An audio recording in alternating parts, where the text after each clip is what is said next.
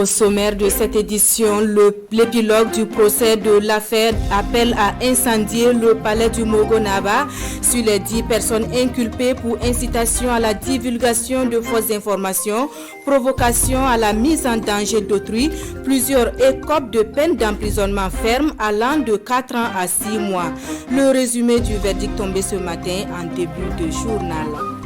Et puis, le médiateur du Faso se dévoile davantage aux populations de la cité de l'Épervier.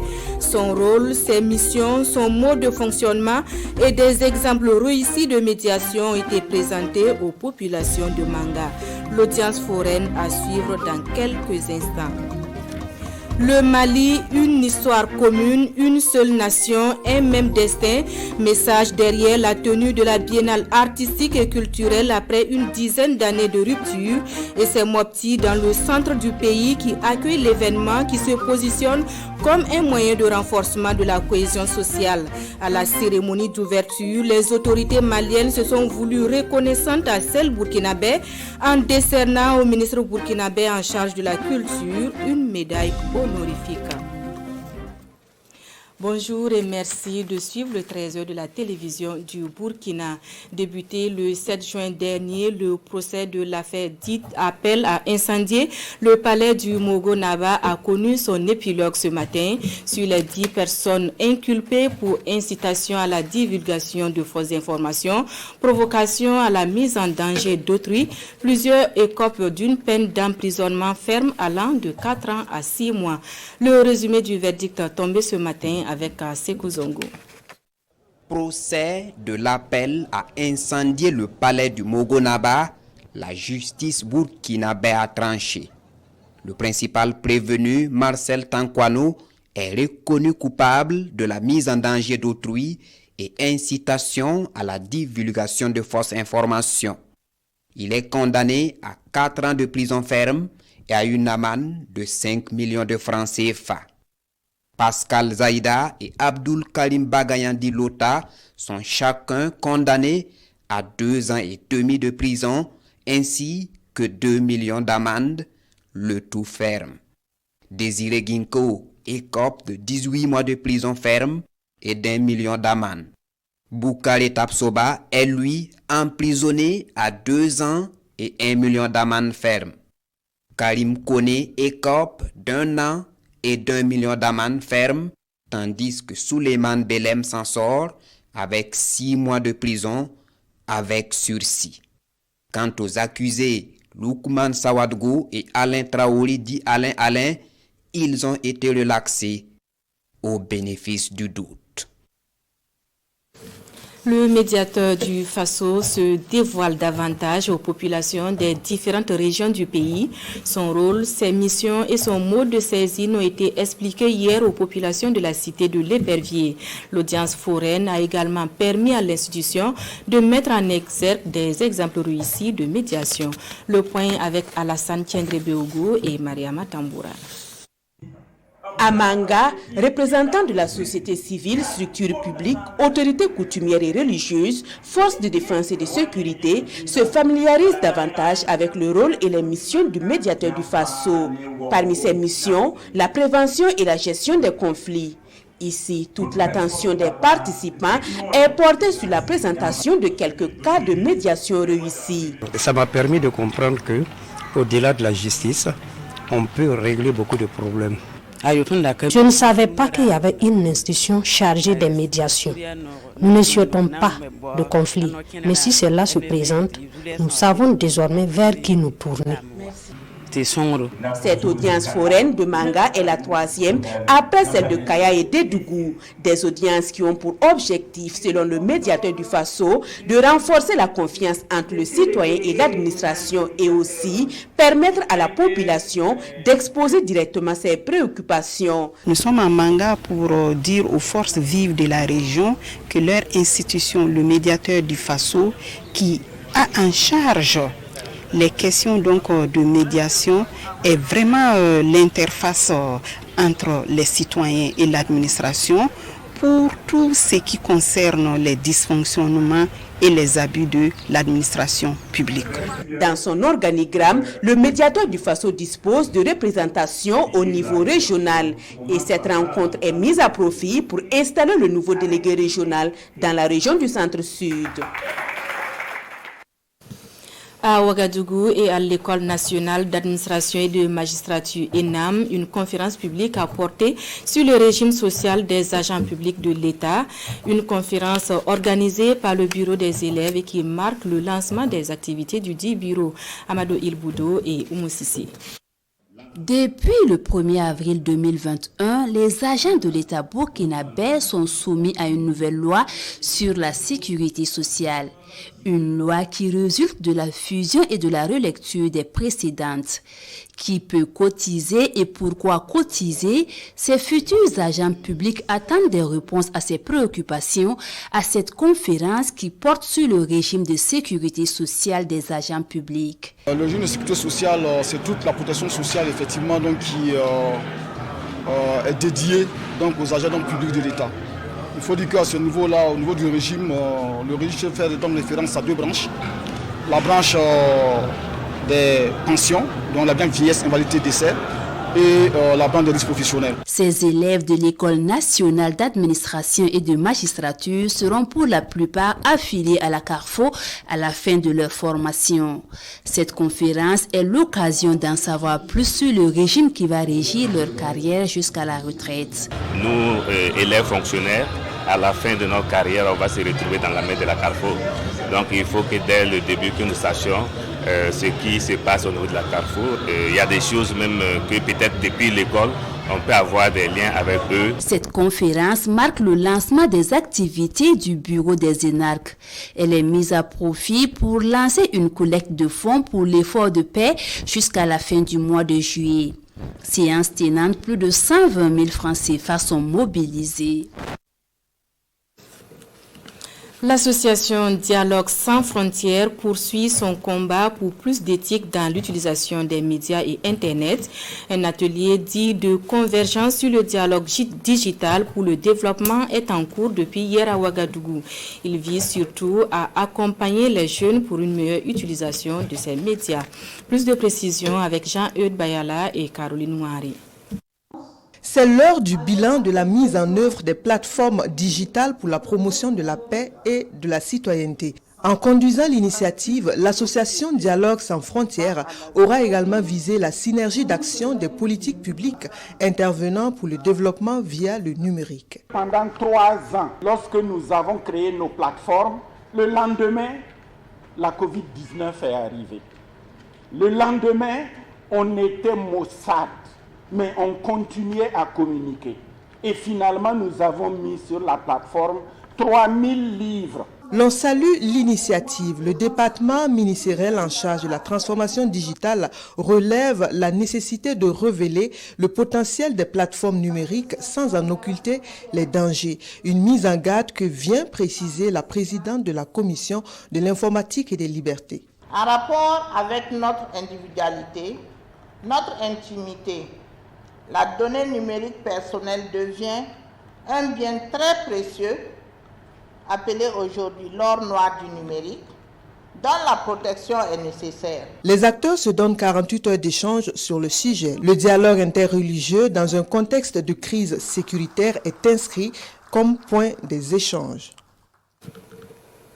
Effort de paix au Burkina Faso, des panafricanistes solidaires des Burkinabés venus de plusieurs pays, ils ont fait don ce 5 juillet de matériel médico-technique au centre médical du camp Sangoulé-Lamizana.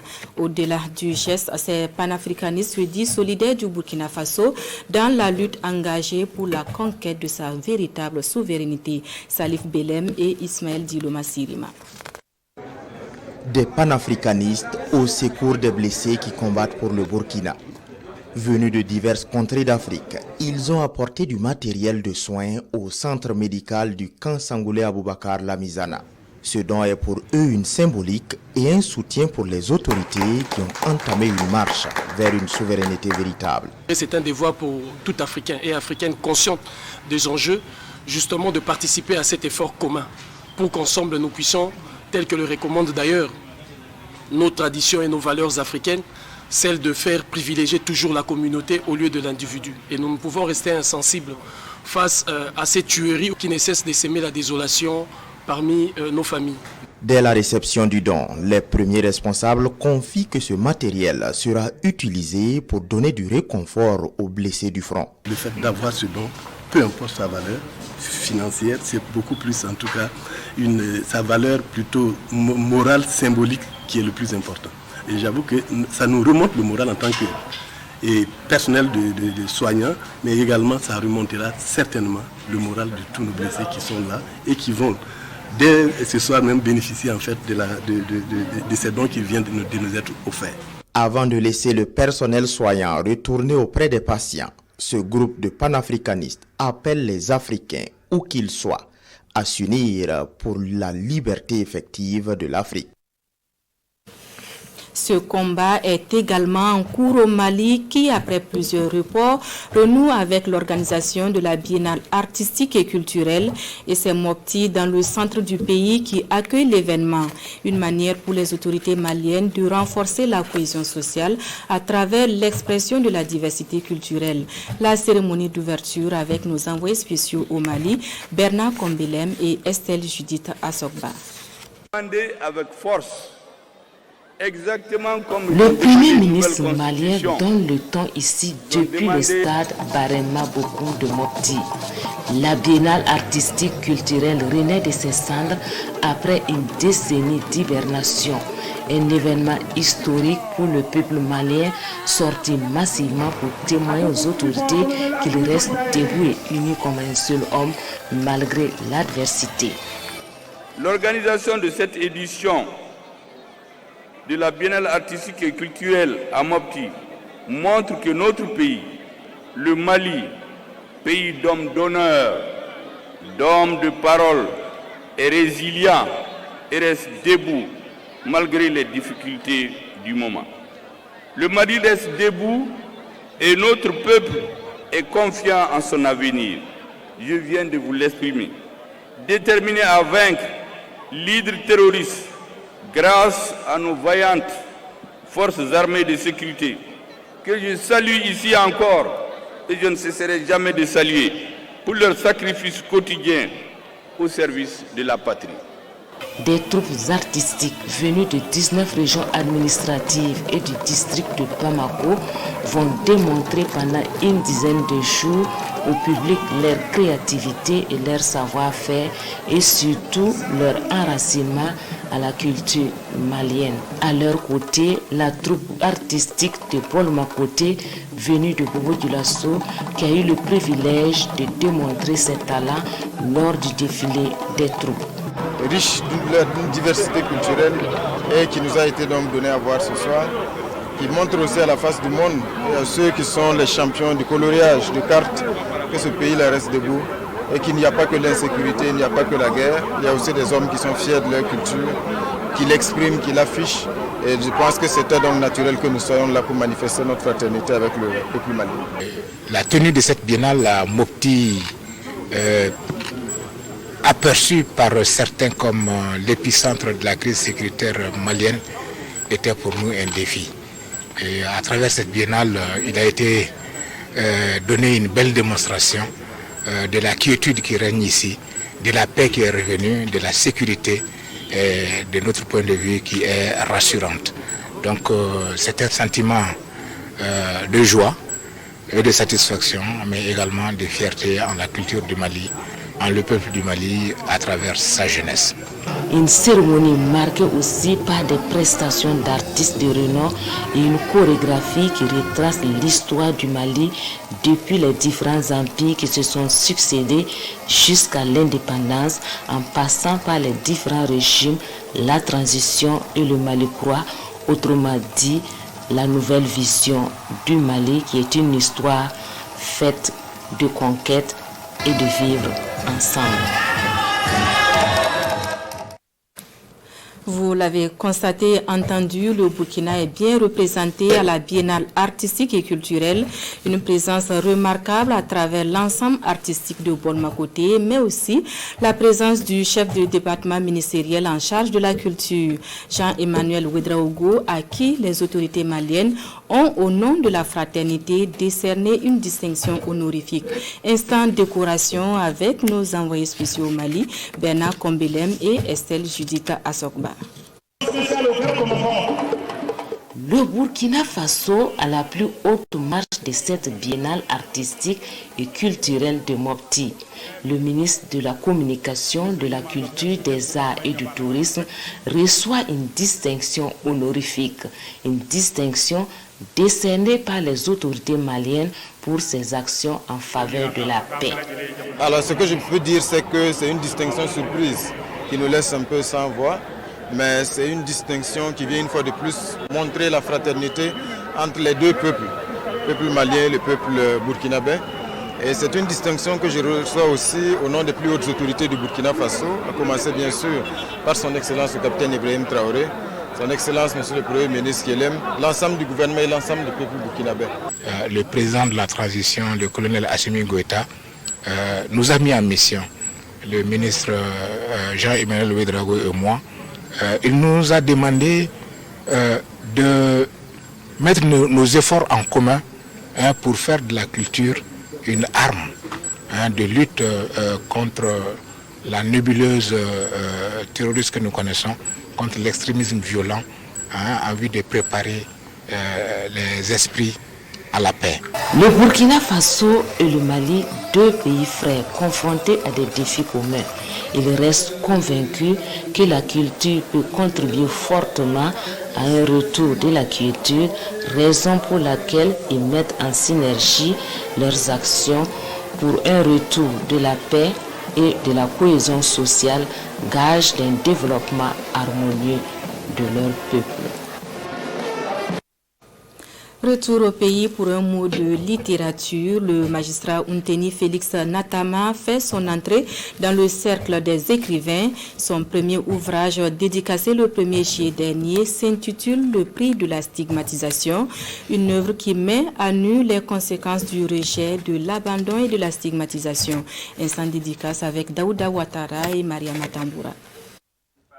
Le prix de la stigmatisation, le tout premier ouvrage de Unteni Félix Natama. En 166 pages, il traite du phénomène d'abandon d'enfants et de ses conséquences sur la société. L'œuvre relate ainsi l'histoire d'un enfant qui a grandi dans des conditions très difficiles, abandonné à son sort par un père irresponsable.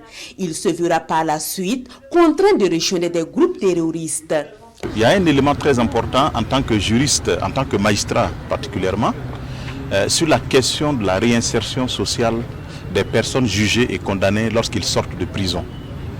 Le prix de la stigmatisation, qui est le titre de l'ouvrage, évidemment renvoie, ce n'est qu'un aspect justement de la stigmatisation, puisque la stigmatisation a commencé depuis sa vie sociale, mais un élément qui a attiré mon attention particulièrement, c'est le fait que en tentant de se réinsérer, il a rencontré le rejet de la société.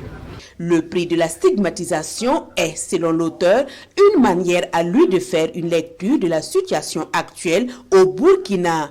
Au-delà de l'autorité, tous les Burkinabés sont interpellés de par les idées qui y sont véhiculées. Je suis dans cette communauté burkinabé qui est tenaillée par une situation sécuritaire intenable avec des conséquences néfastes en termes donc de perte de vie en vie humaine, en termes également de conséquences sur la vie des enfants. Le prix de la stigmatisation est disponible dans les librairies au prix unitaire de 3 500 francs CFA. Pour la stabilité au Burkina Faso, la Ligue islamique pour la paix a organisé hier une séance de prière au camp de la gendarmerie nationale. Ce fut également un moment de communion et d'encouragement à l'endroit de l'ensemble des forces de défense et de sécurité et des VDP engagés dans le processus de reconquête du territoire national. Césaire Carrefour et Chantal Ouedraogo. Prière, invocation et lecture du Coran, ici au camp de la gendarmerie nationale, 6 au quartier Paspanga de Ouagadougou. La Ligue islamique pour la paix fait monter des supplications pour le retour de la paix au Burkina Faso.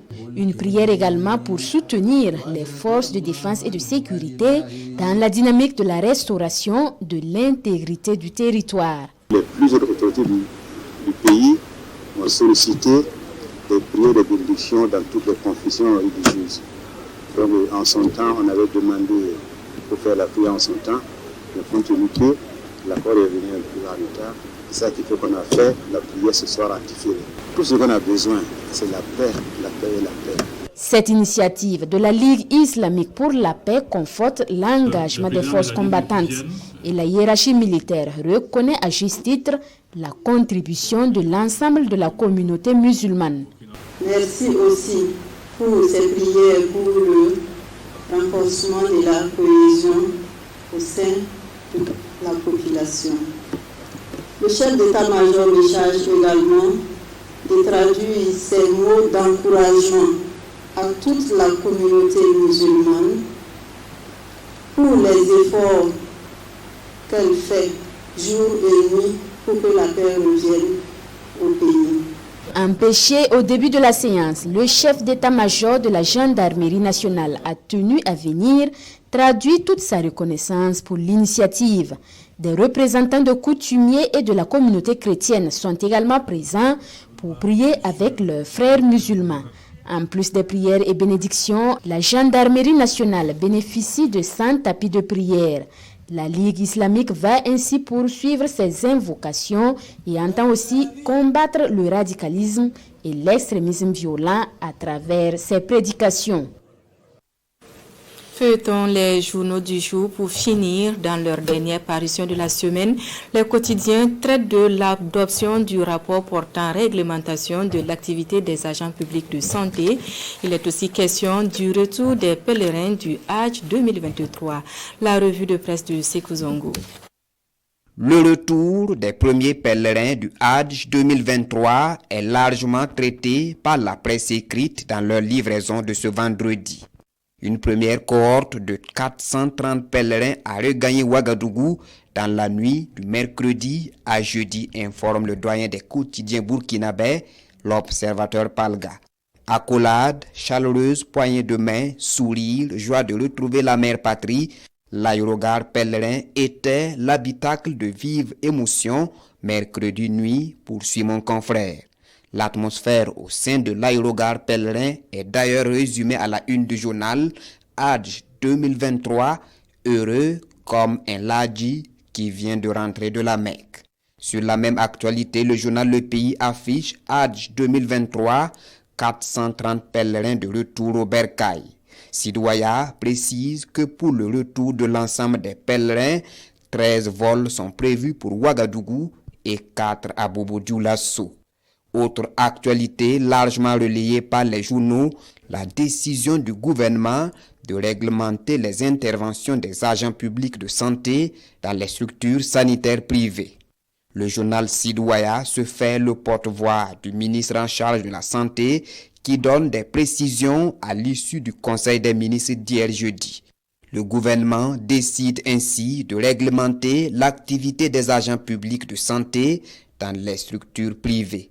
Désormais, ils auront à intervenir 8 heures par semaine dans le privé. Le même rapport précise que pour les spécialistes, cette autorisation d'intervenir dans les structures privées est d'une durée de 2 ans maximum, au bout de laquelle les spécialistes seront invités à choisir formellement entre le public ou le privé. Ces précisions sont à lire dans les colonnes du journal Sidouaya. Fin de cette édition. Merci à vous qui l'avez suivi. Le prochain rendez-vous, c'est 14h en langue nationale. Bel après-midi en compagnie des programmes de la télévision du Burkina. À demain.